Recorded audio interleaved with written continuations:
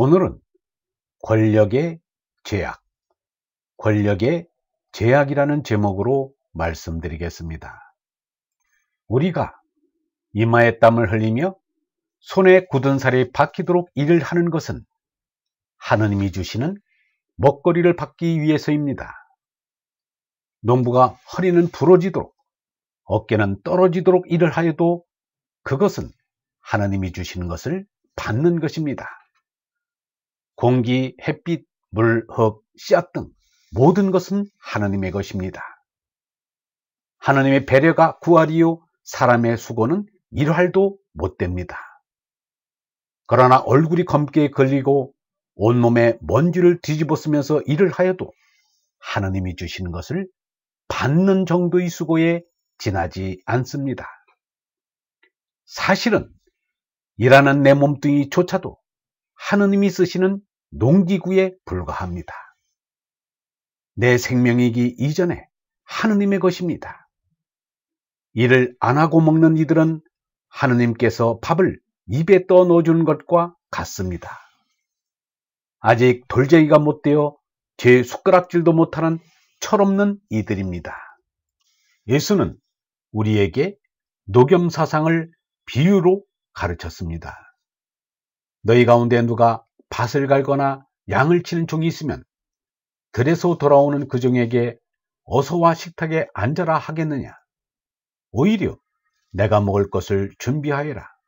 그리고 내가 먹고 마시는 동안에 허리에 띠를 메고 시중을 들어라. 그런 다음에 먹고 마셔라 하지 않겠느냐? 종이 분부를 받은 대로 하였다고 해서 주인이 그에게 고마워하겠느냐? 이와 같이 너희도 분부를 받은 대로 다 하고 나서 저희는 쓸모없는 종입니다. 해야 할 일을 하였을 뿐입니다. 하고 말하여라가 그것입니다. 공자도 말하기를 임금을 섬김에 그 일에 정성을 기울이고 먹는 것은 뒤다라고 하였습니다. 임금 섬기는데도 이러하거늘 하물며 하느님 아버지를 섬김에 있어서랴. 유영문은 말하였습니다. 이마에 땀 흘리고 살아야 한다. 일 안 하고 살겠다는 것보다 더 나쁜 게 없다. 그러면 노예밖에 안 된다. 일이 나 살 것을 돕는다. 자기가 들어앉을 자리를 찾지 못하고 헤매다가 하나 정하게 되면 그것을 복거라고 한다. 도심이 이롭다는 것을 알고 땀 흘리며 일해 생활을 규정지어주는 것이 되어 복거하니 이 이상 즐거운 호강이 어디 있겠는가. 권력과 금력으로 호강하겠다는 것은 제가 땀 흘릴 것을 남에게 대신 흘리게 해서 호강하자는 것이니 그 제약이 여간한 것이 아니다. 우리의 삶은 영원한 꼭대기에 이어진 것으로 생각을 잘해야 한다. 그러니 스스로 몸뚱이를 바로 잘 쓰겠다는 정신이 안 나올 수 없다. 바로 쓸 수 있다면 동포를 위해서도 바로 할 수 있는 것이다. 땀 흘리며 일하지 못한 이는 밥 먹을 때 스님들이 외운다는 오관계라도 외워야 합니다. 밥은 정신을 깨우는 약으로 먹어야 이롭다. 그러나 욕심으로 먹으면 독을 먹는 것이나 마찬가지다. 그것은 먹고 사는 것이 아니라 먹고 죽는 것이다 라고 유영문은 말하였습니다. 그리고 유영문은 오관계를 다음과 같이 풀이했습니다. 손에 손이 많이 가고 힘에 힘도 퍼건들어 곱게도 지고 지며 바로도 되고 되어 온 이 밥을 우리 지어 놓을수록 굳이 이걸 받을 수 있으리까마는 거듭 잘못이 없겠으리 걸렘붙이 마음을 막고 오직 깨는 약으로 우리 마음을 맞추기까지 몸에 이바지하여 이에 받들렵니다. 사람이 농사를 짓는 것은 곡식을 거두어 먹자는 것임에 틀림없습니다.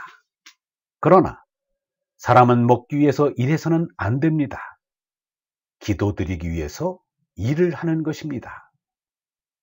화가 밀레가 그린 전역종이 그것을 가르쳐 줍니다.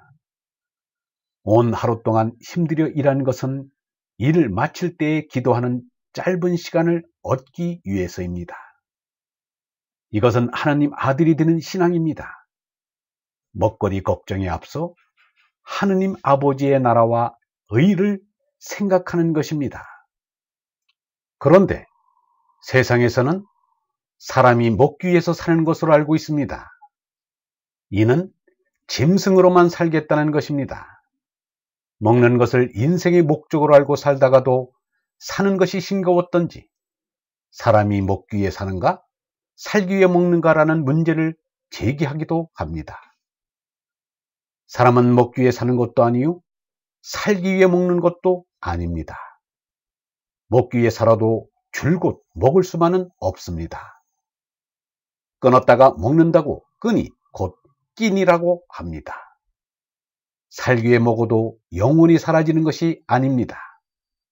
사람은 기도로 영생을 얻기 위해 먹으며 살고 있습니다. 유영모는 말하였습니다. 동양에는 먹어야 산다는 말이 있다. 이러한 신앙은 미신이다. 미신이라는 미자는 쌀로 간다는 것이다. 쌀, 밥을 먹어야 산다는 도가 미신이다.